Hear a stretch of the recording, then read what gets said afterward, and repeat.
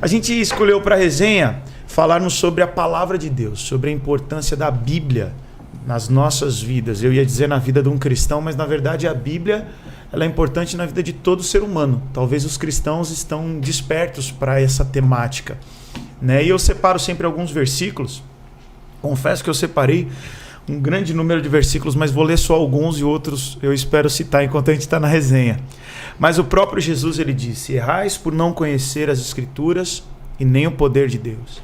O próprio Jesus disse: vocês estão limpos pela palavra que eu vos tenho dado.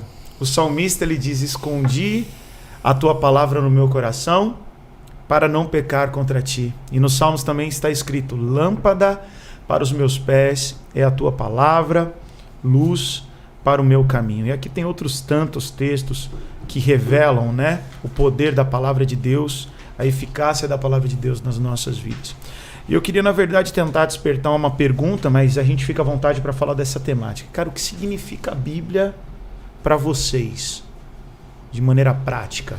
Certa vez eu coloquei num grupo nosso no WhatsApp lá na igreja, e também uma invertida da pastora Natalina, porque eu fiz era uma pegadinha, né? Perguntei: a Bíblia é ou contém a palavra de Deus? A pastora Natalina estava online e ele falou assim: e ponto final, e acabou, né? Eu fiquei sem graça, porque não deu chance de até fazer a pergunta que eu queria fazer para vocês aqui.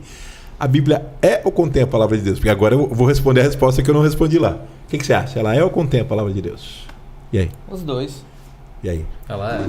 Ela é porque contém. Ela é porque contém. A pegadinha era essa, né? Por quê? Ela contém toda uma história de homens e mulheres da humanidade, de nações, né? De governos, de pelejas, que contém a presença de Deus, porque é interessante, né? Eu vi um podcast de um grande pastor famoso na internet, é o pastor Rodrigo Silva, Arqueologia, né?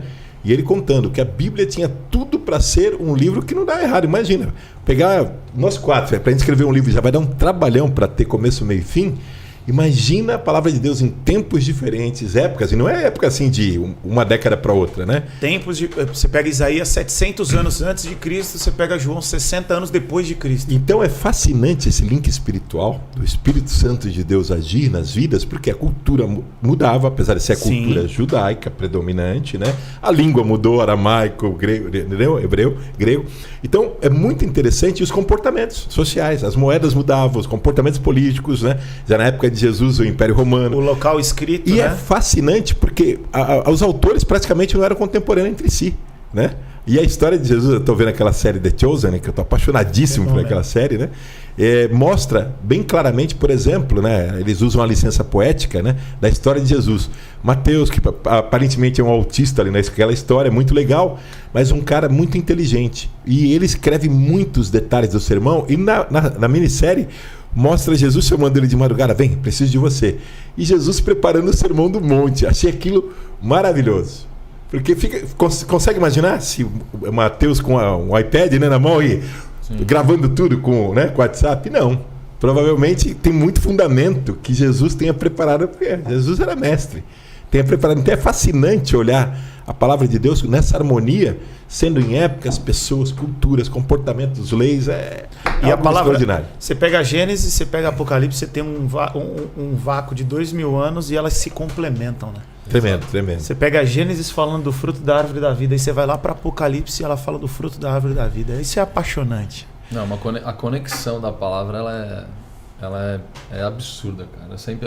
Ontem mesmo me reuni com alguns irmãos em Cristo, né? E eles devem estar ouvindo agora. E eu fiz uma pergunta para eles, falei: cara, o que vocês pensam a respeito da vida de vocês como cristão, né? E cada um em fases diferentes, né? Alguns novos na fé, outros com mais tempo e tal.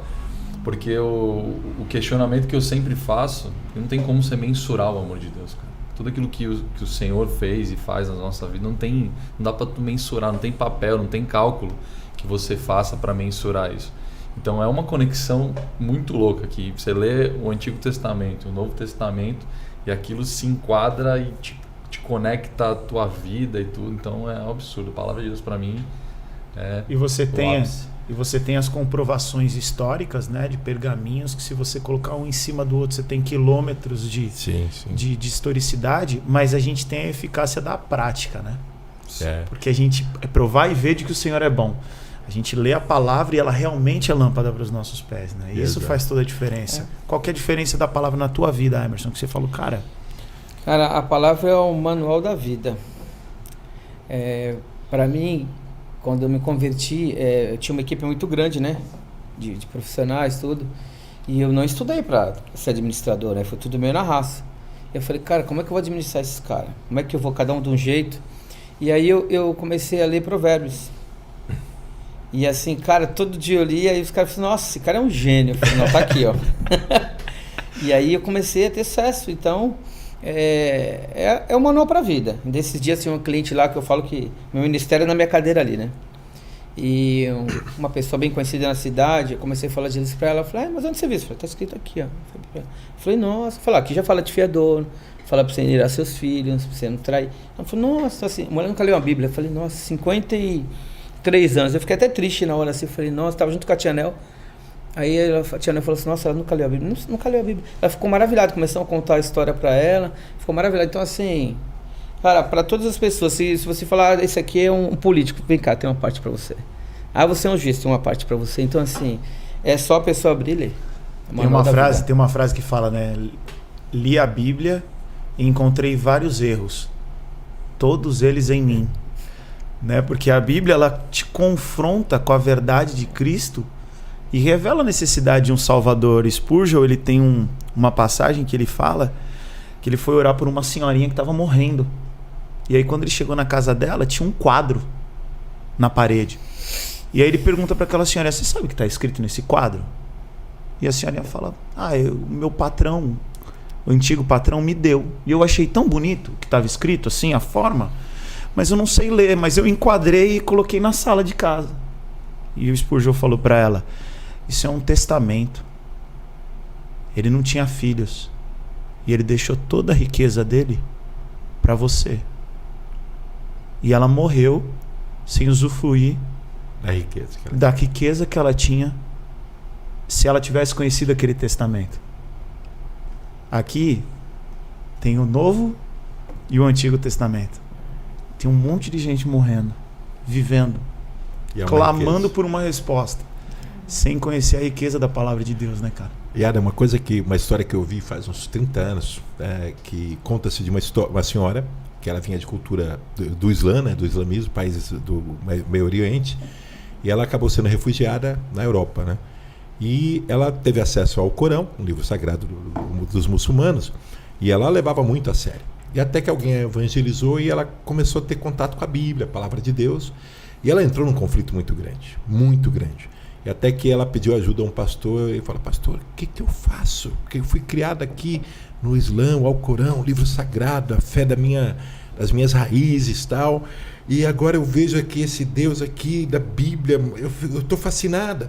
E aí, qual livro que é a palavra que eu posso dizer que é realmente do Deus dos deuses, né? E ele falou assim, qual livro que Deus é Pai, que Deus é amor, que Deus é justiça, que Deus é salvação, que Deus é cura, que é libertação, que é transformação. E ela começou a chorar. Já entendi.